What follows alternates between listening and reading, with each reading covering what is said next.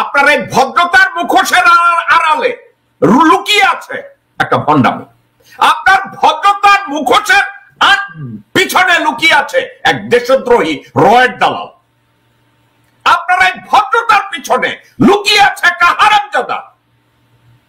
আপনার এই ভদ্রতার পিছনে লুকিয়ে আছে একটা নরপশু যে দীর্ঘ 17 বছর 20 বছর বিএনপির মহাসচিব থাকাকালীন একটা যোগ্য নেতৃত্ব, একটা যোগ্য বিপ্লব আপনার দ্বারা হয়নি, এবং বিএনপির নপুংসক নেতৃত্ব আপনার মতো একটা বাটপারকে এখন মহাসচিব করে রেখেছে।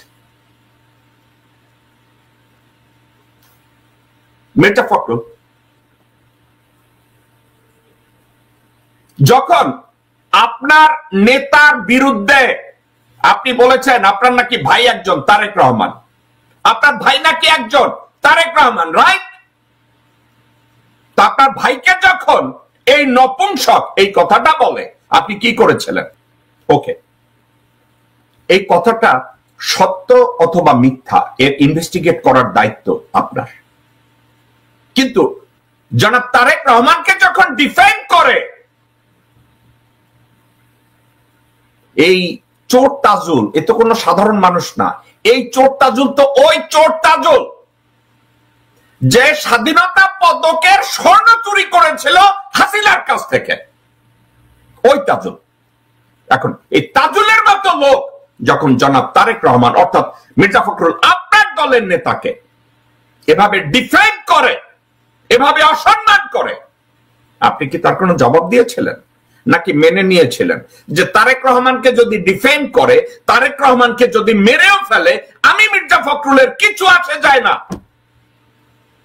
আমি তো মহাসচিবই থাকবো, বেগম খালেদা জিয়া যদি মারা যায় যাক, বিএনপির আলটিমেট নেতৃত্বে তো আমিই আছি। বিষয়টা কি তাই? আপনি কি কিছু করেছেন মির্জা ফখরুল? করেছেন কিছু? আপনি বলেন নাই, কারণ আপনার মতো নপুংসকরা তখনও বসে থাকে, তখনও বসে থাকে, কিছু বলা যাবে না।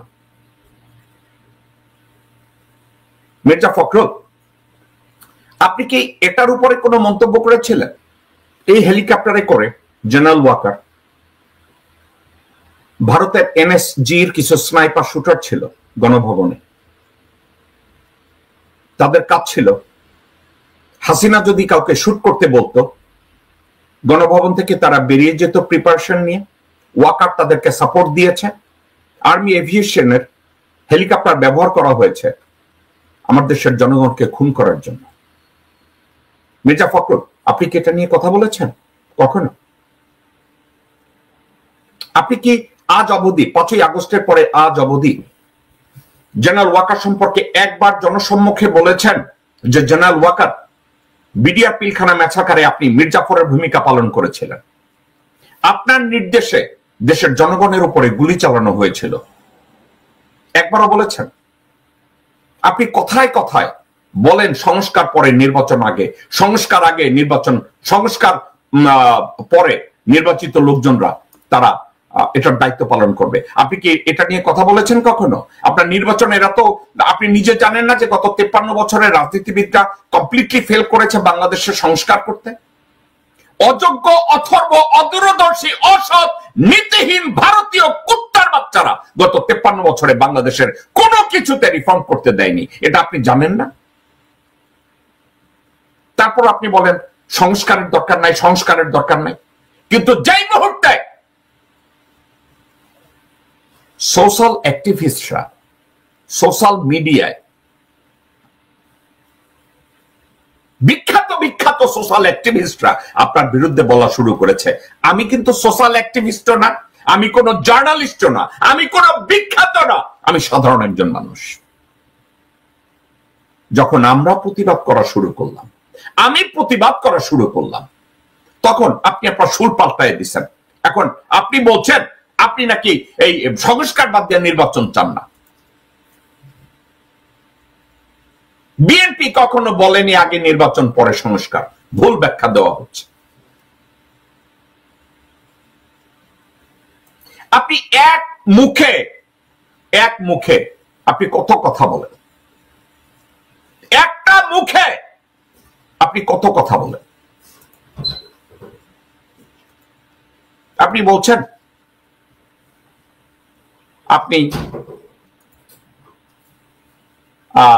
আপনি বলেন নাই,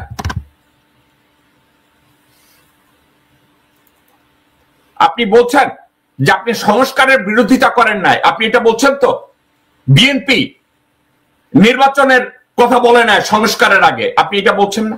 আপনি শিওর মির্জা ফখরুল? আপনি শিওর যে বিএনপি সংস্কারের কথা মানে নির্বাচন আগে চায় নাই, সংস্কারের পরে? শুনেন, এখন প্রত্যেকদিন সংস্কার সংস্কার, ওই শেখ হাসিনা যেরকম উন্নয়ন উন্নয়ন বলতো, এরা সংস্কার সংস্কার বলতো। আরে সংস্কার তো বহু আগে দিয়ে দিচ্ছি আমরা, তোমরা কি সংস্কার করবা? সংস্কার করতে হবে জনগণের মতামত নিয়ে, জনগণের ম্যান্ডেট নিয়ে পার্লামেন্টের সংস্কার। এর বাইরে আবার কিসের সংস্কার? এর বাইরে কোনো সংস্কার নেই। সংস্কার হবে পার্লামেন্টের জনগণের ভোট নিয়ে, মতামত নিয়ে হবে। মির্জা ফখরুল, এই ব্যাটা কি বিএনপি করে না ভারতের বিজেপি করে? শব্দ তো দুইটা না, বিএনপি আর বিজেপি, খালি জেটা বাদ, রাইট? এই লোকটা কি করে? বিএনপি করে না বিজেপি করে? এই যে একটা লোক যে কথা বললো আমির খসরু মাহমুদ, আপনি যে বলছেন বিএনপি কোন সংস্কার চায় না, আপনি এইমাত্র বলছেন না? আপনি তো এইমাত্র বলছেন বিএনপি সংস্কার চায় না, রাইট? এই লোকটা কি বিএনপি করে নাকি এই লোকটা বিজেপি করে? বিএনপি বিজেপি, এই লোকটা কি করে? তো এই লোকটা যদি এই কথা বলে থাকে, আপনি কি করে বলেন যে বিএনপি কখনো বলেনি আগে নির্বাচন পরে সংস্কার? ভুল ব্যাখ্যা দেওয়া হচ্ছে। মির্জা ফখরুল, আপনার বয়স নিয়ে আমি খোটা দেব না, কিন্তু আপনার কি this is the early sign of Alzheimer or Parkinson or something else? এখন আমি তো আপনাদেরকে বলছি আপনারা দায়িত্ব পালন করেন না। বিএনপির কিছু বেশ্যাল নেতা আছে, বিএনপির কয়েকজন ভারতীয় বেশ্যা আছে, তার ভিতরে আপনি একজন, মির্জা আব্বাস একজন। ভারত আপনাদের কি খেতাব দেওয়া উচিত জানেন? ভারতীয় বেশ্যা মির্জা ফখরুল, ভারতীয় বেশ্যা মির্জা আব্বাস, ভারতীয় বেশ্যা আব্দুল আউয়াল মিন্টু, ভারতীয় বেশ্যা আমির খসরু মাহমুদ, ভারতীয় বেশ্যা আমানুল্লাহ আমান, ভারতীয় বেশ্যা সানা ওবায়েদ, ভারতীয় বেশ্যা সালাউদ্দিন, ভারতীয় বেশ্যা রমিন ফরহানা। আপনাদের যখন নৈতিকতা থাকে না, আপনারা নীতি কথা শোনান। আপনাদের সম্পর্কে আমার কথা বাদ দেন, আমি জেকব মিল্টন কি বলেছি আপনাদের সম্পর্কে, আপনাদের দলের চেয়ারপারসন বেগম খালেদা জিয়া কি বলেছে? অনেক বড় বড় নেতা বানিয়েছিলাম, অনেক বড় বড় পদ দিয়েছিলাম, মন্ত্রী বানিয়েছিলাম, যারা কিছুই ছিল না, যাদের এই বিএনপি দিয়ে, শহীদ জিয়া রহমান দিয়ে, আমার দিয়েই অনেক বড় হয়েছে, অনেক কিছু মালিক হয়েছেন, তিনারা সব বেঈমানি দালালি করে নাই মির্জা ফখরুল? মোসাদ্দেক হোসেন ফালু মিলিয়নিয়ার বিলিয়নিয়ার হয় না? মির্জা আব্বাস মিলিয়নিয়ার বিলিয়নিয়ার হয় নাই? আমির খসরু মাহমুদ মিলিয়নিয়ার বিলিয়নিয়ার হয় নাই? আব্দুল আউয়াল মিন্টু মিলিয়নিয়ার বিলিয়নিয়ার হয় নাই? সাদেক হোসেন খোকা মিলিয়নিয়ার বিলিয়নিয়ার হয় নাই? আপনি, আপনার ভাই এখন ঠাকুরগাঁয়ে বৈশা বৈশা আপনার নাম বেচা, এবং আপনি এই দুর্নীতির সাথে জড়িত হন নাই?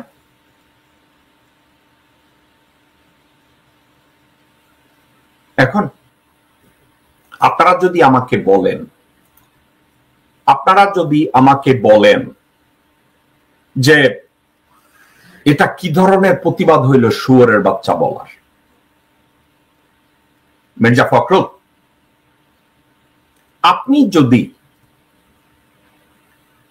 একজন দেশপ্রেমিক রাজনীতিবিদ হিসাবে, একজন নীতিবান রাজনীতিবিদ হিসাবে, একজন দূরদর্শী রাজনীতিবিদ হিসাবে আপনি যদি আপনার দায়িত্ব পালন করেন, সচেতনভাবে আপনার উপরে অর্পিত ইমানি দায়িত্ব আপনি পালন করেন, আপনাকে কেউ শুয়োরের বাচ্চা বলবে না, আপনাকে কেউ বিন্দু মাত্র অসম্মান করবে না, আপনার দিকে সবাই শ্রদ্ধার চোখে তাকাবে। আমার মতো জেকব মিল্টন আপনার পা ছুঁয়ে কদমবুসি করবে। ঘরে ঘরে জেকব মিল্টনরা জন্মাবে এবং আপনাদেরকে ভালোবাসবে, ইজ্জত করবে।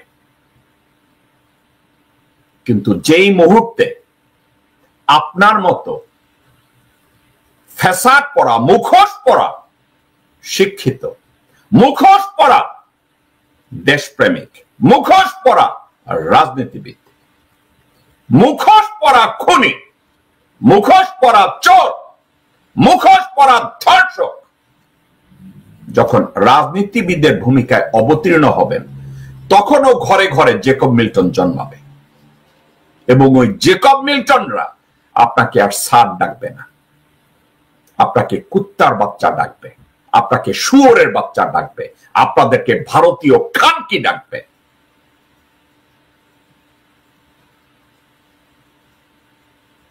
যেদিন আপনি মির্জা ফখরুল ভারতীয় দালালি বাদ দিবেন,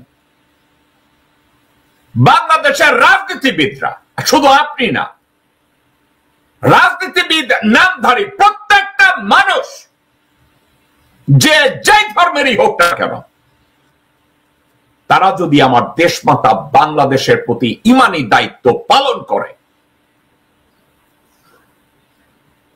আমার মতো মিলিয়ন জেকব মিল্টনের জন্ম হবে আপনাদের পা ছুঁয়ে সালাম করার জন্য, আপনাদের ছবি গলায় ঝুলিয়ে হাঁটার জন্য, আপনাদেরকে ইজ্জত করার জন্য। আর যদি আপনার মতো ভণ্ড রাজনীতিবিদ জন্মায়, আপনার মতো লম্পট রাজনীতিবিদ জন্মায়, মির্জা আব্বাসের মতো চোর জন্মায়, মির্জা আব্বাসের মতো খুনি জন্মায়, মির্জা আব্বাসের মতো 2 টাকার বেশ্যার দালাল জন্মায়, তাদের জন্য বাংলাদেশে কে কি বলবে আমি তা জানি না। কিন্তু আমি এক বাংলাদেশের দালাল, বাংলা মায়ের দামাল ছেলে, আমি জেকব মিল্টন। আমি যদি শুয়োরের বাচ্চা বলে থাকি, আমি ডিকশনারিতে খুঁজে বের করব আর কত প্রকার গালি আছে, আপনাদেরকে ওই গালির যোগ্য করে পরিচয় করিয়ে দেয়ার। আপনি সৃজনশীলতার কথা বলেছেন, অপসাংবাদিকতার বলেছেন, সাংবাদিকতার কথা। যারা অপসাংবাদিকতা করে তাদেরকে নিয়ে কয়দিন বলেছেন? মাসুদ কামালের মতো বেশ্যাকে নিয়ে আপনি কতদিন কথা বলেছেন? শ্যামল দত্তর মতো লোককে নিয়ে আপনি কতদিন কথা বলেছেন? প্রথম আলোর মতি মিয়ার মতো ভারতীয় বেশ্যা, তাকে নিয়ে কতদিন বলেছেন মিথ্যাচারিতা নিয়ে? মাহফুজ আলমের মতো সামাজিক পতিতাকে নিয়ে আপনি কতদিন বলেছেন? কোনদিন বলেন নাই, কোনদিন বলেন না। মির্জা ফখরুল, আপনি পা চাটায় গুরুজন ব্যক্তি, পা কিভাবে চাপতে হয়, হাসিনার কোলে বসে কত টাকা বানাতে হয়, সময় মতো হাজতে কিভাবে ঢুকতে হয় আন্দোলনকে এড়ানোর জন্য, আপনি ওই ব্যক্তি মির্জা ফখরুল। আপনার ভাই দেশে এখন আওয়ামী বাণিজ্য খুলছে, আপনার ভাই লোকজনদেরকে বলে, আরে আমি এখন মালাউনদের রক্ষা করতেছি, আমার পয়সা কিভাবে বানাতে হয় আমি তা জানি। আমেরিকা থেকে 2007-এ ডিপোর্ট হয়ে লাত্তি খেয়ে বাইরে গেছে আপনার ওই ভাই, তাই না? এটা নিয়ে আরেকদিন কথা বলি। মির্জা ফখরুল, আমাকে একটা সুযোগ দেন। মির্জা ফখরুল সহ বাংলাদেশের প্রতিটি রাজনৈতিক দল, সমাজসেবী, বুদ্ধিজীবী আমাকে একটু সুযোগ দেন আপনাদেরকে ইজ্জত করার। Allow me to respect you. Allow me to love you. Allow me to portray you as a good human being.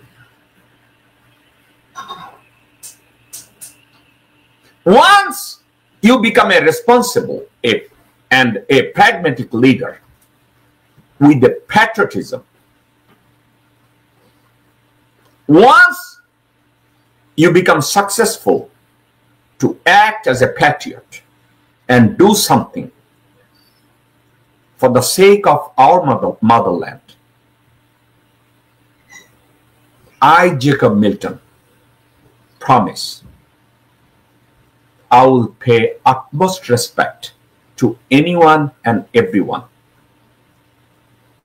who is willing to sacrifice their life for the sake of the existence of my motherland, Bangladesh.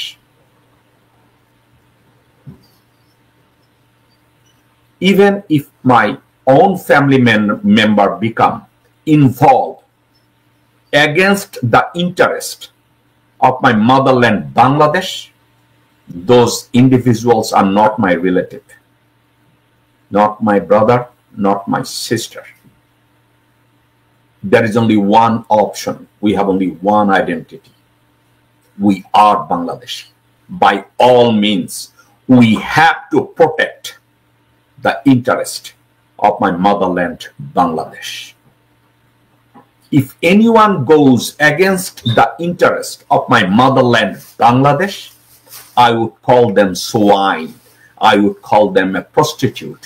I would call them anything and everything.